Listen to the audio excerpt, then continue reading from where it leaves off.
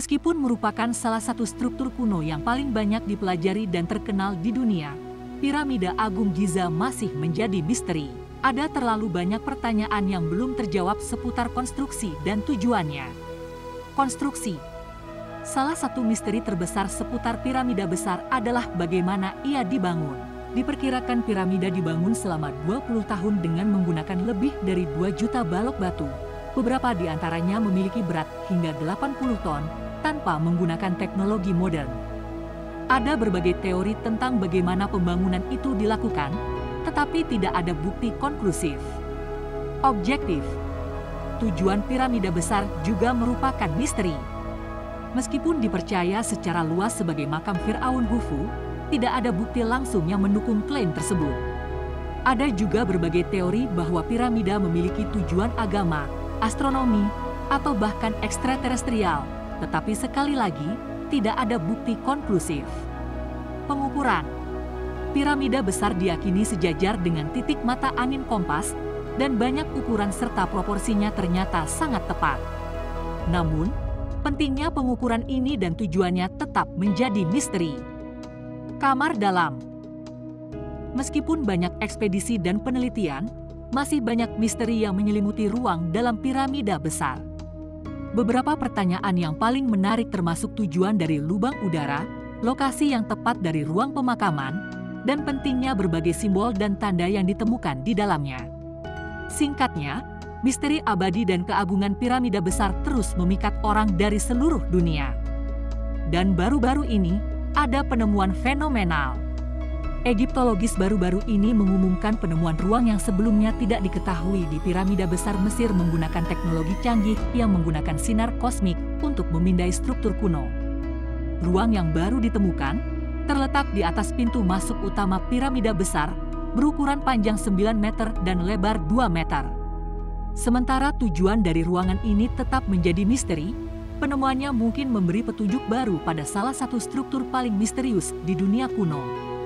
Piramida besar, juga dikenal sebagai piramida Khufu, diyakini telah dibangun sekitar 4.500 tahun yang lalu, pada masa pemerintahan Firaun dinasti keempat, Khufu. Penemuan ruang tersembunyi itu dimungkinkan oleh proyek pemindaian piramida, sebuah misi ilmiah yang diluncurkan pada 2015 di bawah otoritas Kementerian Purbakala Mesir. Proyek ini menggunakan serangkaian teknologi pemindaian canggih, termasuk radiografi muon, termografi inframerah, dan fotogrametri untuk membuat gambar 3D interior piramida tanpa mengganggu strukturnya. Christian Grossik, seorang profesor pengujian non-destruktif di Universitas Teknik Munich dan pemimpin proyek tersebut, mengatakan bahwa tim tersebut mengidentifikasi 2 batu kapur besar di ruang terakhir, tetapi apa yang ada di balik bebatuan ini masih belum diketahui. Meskipun banyak teknologi pemindaian canggih digunakan untuk mengidentifikasi ruangan, mereka tidak dapat mengungkapkan tujuan sebenarnya. Sementara penemuan ruang yang hilang dari piramida besar tidak diragukan lagi menarik, penting untuk diingat bahwa itu hanya satu bagian dari teka-teki. Namun, dengan bantuan teknologi canggih dan munculnya AI, suatu hari kita mungkin dapat membuka beberapa rahasianya dan mendapatkan pemahaman yang lebih dalam tentang keajaiban kuno dunia ini. Kami mungkin akhirnya memiliki jawaban ini. Kapan mereka dibangun? Bagaimana mereka dibangun? Siapa yang membangunnya? Dan mengapa tepatnya mereka dibangun? Apakah manusia cukup mampu untuk membangun sesuatu dalam skala sebesar itu? Atau apakah kita menerima bantuan dari luar? Dan mengapa membangunnya begitu penting? Apakah itu melayani tujuan yang lebih besar? Dalam video hari ini, kami akan membawa Anda dalam perjalanan melintasi waktu untuk mencari tahu rahasia apa yang dimiliki piramida yang bahkan membingungkan pikiran Nikola Tesla yang hebat, dan bagaimana dia nyaris mereplikasinya untuk menciptakan energi bebas bagi seluruh dunia. Terletak di zona Goldilocks dari bintang yang agak sepi dan tidak penting, bumi menyambut Nikola Tesla ribuan tahun setelah pembangunan piramida.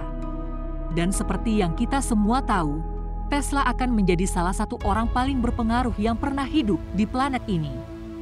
Bocah ini akan fasih dalam 8 bahasa, mengerjakan kalkulus integral dan diferensial di kepalanya, dan melafalkan semua puisi epik Siberia dari ingatan.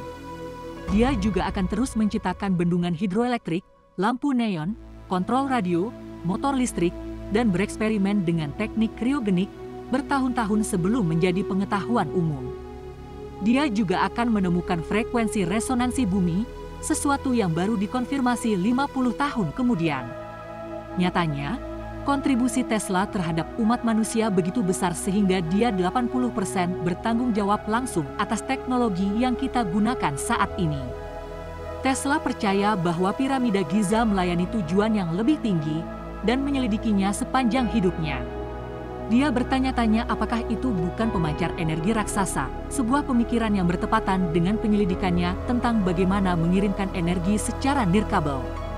Dia menyadari bahwa ionosfer berkilauan dengan energi listrik yang dapat disadap. Dia memandang bumi seolah-olah itu adalah generator listrik raksasa, berputar di sekitar dua kutub magnet, dari mana energi tak terbatas dapat dihasilkan. Dengan itu, pada tahun 1905, Tesla mengajukan paten Dias berjudul Seni Mentransmisikan Energi Listrik Melalui Media Alami, menguraikan desain rangkaian generator di seluruh dunia yang akan memanfaatkan ionosfer untuk pengumpulan energi. Desain segitiganya dikenal sebagai piramida elektromagnetik Tesla. Tapi ini masalahnya. Setelah kematiannya yang misterius, penemuan dan perangkatnya menghilang. Yang membuat Anda bertanya-tanya, apakah Nikola Tesla benar-benar menemukan cara untuk menghasilkan tenaga tak terbatas? Apakah dia benar-benar mengetahui rahasia piramida besar itu?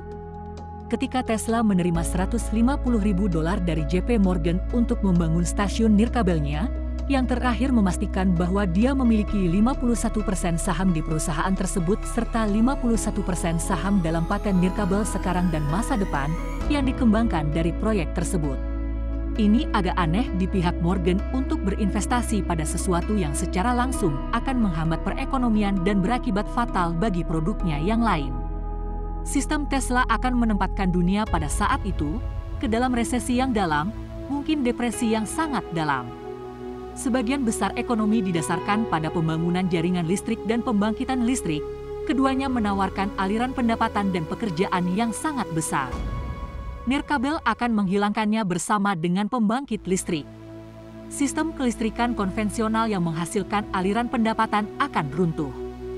Bagaimanapun, sistem kelistrikan Tesla yang inovatif harus dihentikan dengan biaya berapapun, karena Tesla tidak dapat dipercaya, karena Tesla menciptakan di luar zona nyaman para kapitalis, karena Tesla hanya berbeda.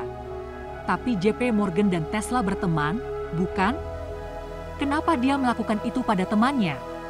Dikatakan bahwa orang-orang seperti Morgan, Edison, Marconi, dan banyak lagi hanyalah boneka di tangan sesuatu yang sangat berkuasa.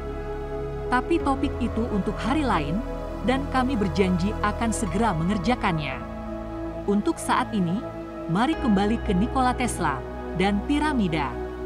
Dipercayai bahwa piramida Giza adalah makam yang dibangun untuk Khufu, Fir'aun dinasti keempat Mesir, yang memerintah 4.500 tahun yang lalu.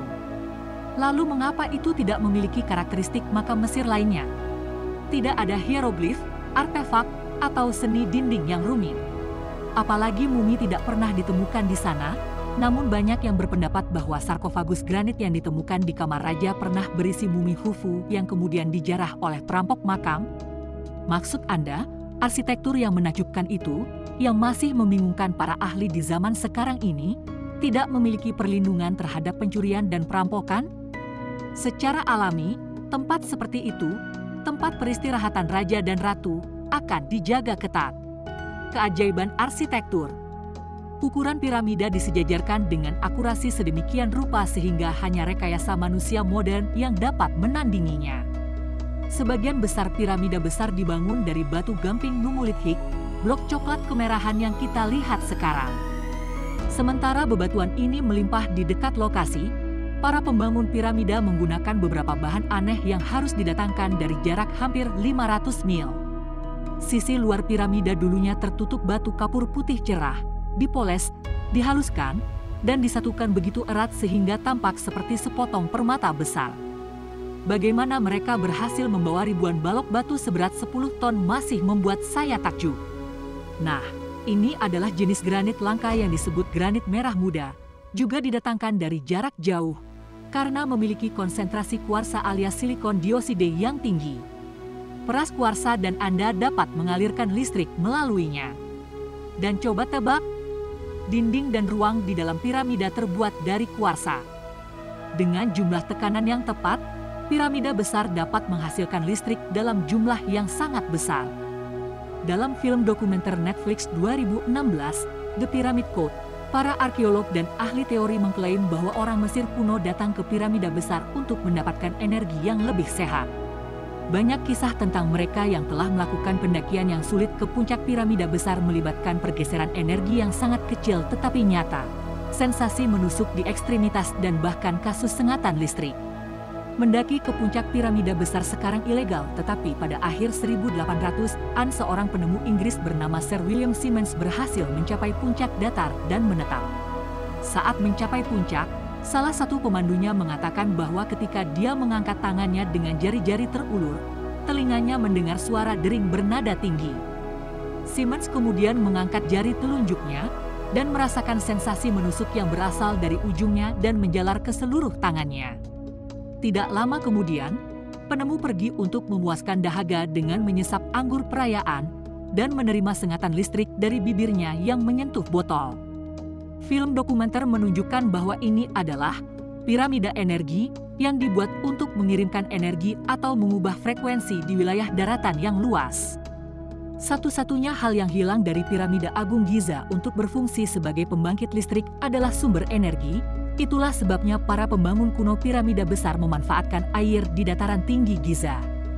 Dataran tinggi Giza tempat piramida berada penuh dengan saluran air bawah tanah. Ini berarti volume air yang tinggi yang mengalir melalui rongga bawah tanah ini mampu menghasilkan arus listrik yang dikenal sebagai fisiolistrik. Fisiolistrik dapat didefinisikan sebagai listrik yang diperoleh dari gerakan fisik alami dengan bantuan perangkat harness tertentu. Bahkan bentuk piramida itu sendiri telah membuat beberapa orang percaya bahwa pembangkit listrik berbentuk piramida pernah dan mungkin terjadi. Namun, masih banyak pertanyaan yang belum terjawab mengenai banyak teori tentang bagaimana mereka akan mencapai proses ini. Kembali ke Tesla, menara Wardenclyffe miliknya dibangun di atas akuifer dengan batang tembaga dan besi yang menjulur ke dalam air. Kemudian, listrik yang dikirim ke menara akan disalurkan melalui atmosfer ke seluruh dunia. Piramida juga dibangun di atas akuifer dan pipa tembaga serta batang besi baru-baru ini ditemukan di sana. Jika capstone yang terbuat dari emas, energi yang terkonsentrasi di dalam piramida akan ditarik ke atas dan disalurkan ke atmosfer. Sistem distribusi daya nirkabel Tesla menggunakan resonansi bumi seperti piramida murni, dan begitu saja, energi yang dihasilkan oleh menara Tesla akan menjadi tidak terbatas dan bersih dan hampir gratis untuk semua orang di planet ini, kecuali menara Tesla dihancurkan, dan tidak ada yang tahu siapa yang melakukannya. Tetapi Anda dapat dengan mudah mengetahui bahwa motifnya jahat. Bayangkan seperti apa dunia saat ini seandainya Tesla berhasil mengimplementasikannya. Pendaratan di bulan mungkin terjadi puluhan tahun yang lalu, Perang Dunia II mungkin telah dihindari, dan masyarakat manusia mungkin jauh lebih maju daripada sekarang.